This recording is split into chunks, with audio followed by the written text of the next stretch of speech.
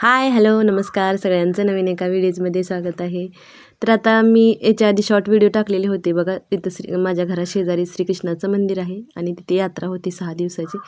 तर 6 दिवसात जे काही थोडं थोडं मी शूट घेतलं होतं तर तेच तुमच्यासोबत शेअर करत आहे. तर केरळमध्ये ना श्रीकृष्णांना खूप मानलं जातं आणि त्यांची भक्ती खूप मोठ्या प्रमाणात केली जाते आणि इकडे थोडीशी पूजा करण्याची पद्धत वेगळी आहे. तर तेच तुमच्यासोबत शेअर करणार आहे. तर व्हिडिओ स्किप न करता नक्की बघा. तर आता श्रीकृष्ण जन्माष्टमीला एक त्यांनी अशी रॅली काढतात बघा, हातामध्ये पंत्या घेऊन ताटामध्ये. आणि आता ही यात्रेवेळी पण ह्यावेळीची रॅली असते यात्रेची ह्याच्यात. ती रात्री 9ला चालू होते आणि 12 वाजता मंदिरामध्ये पोहोचली जाते. तर इकडचे बरेचसेच म्हणजे മനോഹരമായ ഈ സന്ധ്യയിൽ നമുക്ക് പ്രാർത്ഥിക്കാം. ഭഗവാനെ നാരായണ ഇനിയും ഒരുപാട് यात्रेच्या पहिल्या दिवशी संध्याकाळी 9 वाजता बघा मंदिरामध्ये असे लोक जमतात. भरपूर अशी गर्दी होती. आता मी मध्ये उभा होते आणि पाठीमागं पण याच्यापेक्षा जास्त म्हणजे बऱ्याच अंतरावरती असं लोक उभा राहिलेले होते. भरपूर मोठ्या प्रमाणात म्हणजे मंदिरामध्ये येतात. तर 9 वाजता हे आहे म्हणून सांगितलं, म्हणजे तिथं ध्वज उभारतात. तर 9 वाजता गेलो होतो तर 10:30पर्यंत ते झाला होता कार्यक्रम. आणि रोज सकाळी संध्याकाळी ना मंदिरामध्ये वेगवेगळ्या पूजा किंवा मुलांचं डान्स, मंदिराच्या पाठीमागं पण काही गाण्यांचा कार्यक्रम वगैरे असं ठेवलं जातं. पण सर्वच बघणं होत नाही आहे आणि इकडचं बरंच ना रात्रीचंच 9-10 नंतरच कार्यक्रम चालू होतात. त्यामुळं मग थोडंसं अवघड होतं. पण ह्यावेळी म्हणलं हातीची रॅली बघायसाठी तर जायचं. आता ही 12 वाजता बरोबर मंदिरात पोचते. 9 वाजता येते म्हणून सांगितलं होतं. आम्ही 8:30लाच घरातून गेलो तर 12 वाजता बरोबर तिथं आली होती. आणि श्रीकृष्णांचं असं काहीसं वेगवेगळं अवतार केलेलं होतं. तर पहिल्या दिवशी जे ना ते ध्वज उभारतात ना त्याच्यासाठी पण भरपूर अशी गर्दी होती. अगोदर मंदिरामध्ये पूजा वगैरे झालेली होती, म्हणजे यात्रेची सुरुवात होती या दिवसापासून. तर भरपूर प्रमाणात फटाकडे पण फोडतात इकडे. खूप मोठ्या प्रमाणात त्या फोडल्या जातात. त्याही रात्री 12 वाजताच फोडतात. म्हणजे इकडची थोडीशी पूजा करण्याची पद्धत वेगळी आहे. आणि इकडे कसं इकडच्या घरामध्ये देव वगैरे नसतात. श्रीकृष्णांची फक्त एक मोठी मूर्ती असते, ती पण त्यांच्या सण असतो विषू त्यावेळी फक्त त्यांची पूजा केली जाते. आपल्यासारखं आपल्या महाराष्ट्रामध्ये कसं रोजच्या रोज देवपूजा आहे, तर इकडे तसं काहीच करत नाहीत. जे काही करायचं आहे ते मंदिरामध्ये जाऊन तिथंच ते प्रार्थना करतात. त्यामुळे मग मंदिरामध्ये ना असं काही असेल त्यावेळी गर्दी भरपूर होते आणि रोज पण नॉर्मली अशी पण ना गर्दी असतेच मंदिरामध्ये. तर पहिल्या दिवशी ते झालं आणि नंतर मग आता गेलो होतो म्हणल्यानंतर आता मुलं असले की काही ना काही पाहिजे असतं. तर प्रांजूसाठी हलवा घेतला. आता इकडे हलवा खूप जास्त प्रसिद्ध आहेत, पण मला ना हे हलव्याचे प्रकारच आवडत नाही आहेत. म्हणजे आता कधी आपण लहानपणापासून खाल्ले नव्हते त्याच्यामुळं का माहीत नाही, पण प्रांजूला आणि ह्यांना पण हलवा आवडतो. तर ते भरपूर तेलकट असतं. आता घरात तेलकट खात नाहीत अजिबात, जिम करतात म्हणून, आणि बाहेरचे हलवे खातात. आता आवडतात म्हणल्यानंतर ते खाल्लं जातं मग. तर कृष्णाला पण हलवा जास्त आवडत नाही. तर अशी काही, आणि मेन रोड साईडलाच मंदिर आहे. हा हायवे येतो मोठा. तर त्याच्या बाजूलाच हे अशी ना छोटे छोटे स्टॉल लागलेली होती, दुकानं होती. तर मेवा इकडे आपल्या महाराष्ट्रासारखा मेवा भेटत नाही आहे. तर कृष्णाला बाजूलाच पाणीपुरीचं स्टॉल दिसलं तर लगेचच तो तिथे घेऊन गेला. पण पाणीपुरी पण थोडीशी वेगळ्या पद्धतीचीच होती. आता केरळमध्ये पाणीपुरी, वडापाव, समोसा असं काहीच पदार्थ खायला भेटत नाहीत. आता पाणीपुरी फक्त यात्रेमध्ये येते, ते पण हिंदी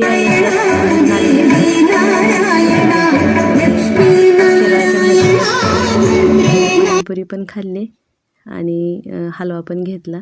आणि परत हे तिसऱ्या दिवशीचं संध्याकाळी रॅली होते, ज्यावेळी देव हातीवरून बसून येतो, म्हणजे हातीवरून देवाची वरात निघते, असं काहीतरी आहे ते. तर ते बघण्यासाठी तर भरपूर अशी गर्दी, आणि रात्री 1 वाजेपर्यंत हे चालू होतं. म्हणजे आम्ही 1 वाजता रिटर्न आलो परत, पण ते मंदिरामध्ये अजून चालूच होतं. पण 1 नंतर परत नाही थांबलो, कारण एवढ्या रात्रीचं जागरण होत नाही आहे. तर इथं पण अशी गर्दी होती. आता यात्रेमध्ये राईड पण होत्या बऱ्याच मुलांना, आकाश पाळणं वगैरे होतं. पण आमच्या दोघांना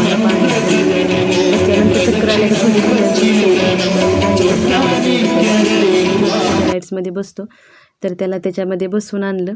आता ही वरात यायला थोड्या वेळ टाईम होता म्हणल्यानंतर तर बऱ्याच वेळ मला आता व्हिडिओ घ्यायचा होता म्हणून मी रोड साईडलाच अगदी अशी उभं राहिली होते. तर परत गर्दी एवढी वाढली की नंतर म्हणजे पाठीमागून दिसतच नव्हतं, एवढी गर्दी होती. तर आता ही 9 वाजता रॅली निघली होती, तर 12 वाजता मंदिरामध्ये पोचले. तर जवळजवळ 3 तास ना हे असंच हळूहळू जाते, थांबत जिथं जिथं म्हणजे त्यांचं काही स्टॉप आहे ते तिथं थांबत नंतर मंदिरामध्ये पोचली जाते. तर भरपूर असे लोक येतात हे यात्रेमध्ये बघण्यासाठी आणि देवाची प्रार्थना करण्यासाठी पण. आणि श्रीकृष्ण आहेत ते कसं पटकन पावले जातात. सकाळ संध्याकाळ मंदिरामध्ये पण भरपूर प्रमाणात गर्दी होते आणि सकाळी नाश्ता असतो, दुपारी जेवण असतं. आता संध्याकाळी फक्त जे मंदिरामध्ये असतात ना त्यांच्यासाठी किंवा आता जे जेवण बनवण्यासाठी थांबलेले असतात तर त्या लोकांसाठी फक्त ठेवतात. तर दुपारी भात सांबार इकडच्या पद्धतीचं ना जेवण असतं. तर दान पण भरपूर येतं मंदिरामध्ये आणि जेवायला गर्दी पण तशीच राहते. लास्ट दिवशी तर जवळजवळ 3,000 ते 4,000 लोकांचं जेवण बनलं जातं आणि इकडचं जेवण बनवण्यासाठी कसा वेळ ना भरपूर जातो. तर ते संध्याकाळी म्हणजे 5-6 वाजल्यापासूनच स्वयंपाकाला सुरुवात करतात.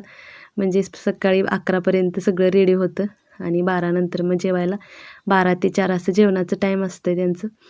तर त्या वेळेमध्ये ते जेवण म्हणजे जेवले जातात. तर प्रसाद घेण्यासाठी ना खूप लांबून लोक येतात. तर हे असं काही कृष्णाचं ना वेगवेगळं अवतार केलेलं होतं आणि त्यांची अशी रॅली होती. हे पण बघायला खूप छान. आता ही मुलं ना खूप दमून गेली होती, कारण हे लहानच मुलं होतं आणि एवढ्या वेळ त्याच्यामध्ये असं उभं राहायचं त्याच पोझिशनमध्ये म्हणल्यानंतर. आता ही मुलगी आहे ही आमच्या घराशेजारचीच आहे. तर खूप थकून गेलेली होती, चेहरा अगदी पडलेला होता. बराचसाच वेळ असंच थांबायचं म्हणलं की मुलं पण अवघडून जातात. आणि पण याच्या वेळी आता थोडंसंच होतं ह्या रॅली. श्रीकृष्ण जन्माष्टमी वेळी ना भरपूर म्हणजे बरेच प्रकारचे वेश असतात आणि खूप वेळ जातो त्या पण रॅलीमध्ये. पण ती रॅली आहे ती लवकर सुरुवात करतात 4 वाजता. त्या रॅलीमध्ये आम्ही भाग घेतो. पण याच्यामध्ये नाही, हे अगदीच 12-1 वाजता त्यामुळे ते थोडंसं अवघड पडतं. तर यात्रेमध्ये जे काही दुकानामध्ये राहिली ती सर्व हिंदी लोकच येतात, मला माहितीच असतं. तर हिंदी आपण मराठी वगैरे बोललं ना ते लगेचच येतात जवळ ओळख द्यायला. आणि लास्ट दिवशीचा हा व्हिडिओ आहे बघा. लास्ट दिवशी ना आता मंदिराच्या बाजूला जो तलाव आहे ना तो आता मी आधीच्या व्हिडिओमध्ये दाखवला होता. तरी सकाळी 9:30 वाजता ही बघा पूजा स्टार्ट झाली होती. दुपारी 1 वाजेपर्यंत ही पूजा चालूच होती. मला माहीत नव्हतं की एवढ्या वेळ ही पूजा असते. तर जाऊन उभा राहिलो, म्हणलं आता पूजा झाली की प्रसाद घेऊन जायचं. पण जवळजवळ 2 ते 3 तास पूजेसाठी आणि इकडे कसं उभाच राहून करावी लागते, म्हणजे बसत नाहीत, खाली बसत नाहीत. तो मेन प्रॉब्लेम येतो आपल्याला. सर्व पूजा आणि भक्त पण आलेली उभाच राहतात, त्यामुळं आपल्याला एवढ्या वेळ उभा राहायची सवय नसते. पण तिकडं अशीच पद्धत आहे. आणि जो ध्वज उभारलेला होता त्यांनी पहिल्या दिवशी, तर तो लास्ट दिवशी असा खाली उतरवून घेतात आणि मग यात्रा संपली जाते. तर जेवणामध्ये पण आज महाप्रसाद असतो, खूप व्हरायटी असतात जेवणामध्ये. तर जेवणासाठी पण बरीचशीच रांग, 1 तास 1.5 तास रांगेमध्ये उभं राहावं लागतं, तेव्हा या प्रसादाचा लाभ भेटतो. तर नंतर मग लास्ट दिवशी पण प्रसाद हे वगैरे घेतला. आता काही माझ्या मराठी फ्रेंड पण आलेल्या होत्या, मग आम्ही एकसोबतच प्रसाद घेतला.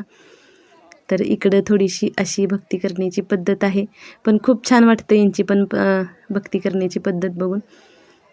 तर जेवणामध्ये ना खूप वेगवेगळ्या व्हरायटी असतात आणि जेवण खूप छान असतं.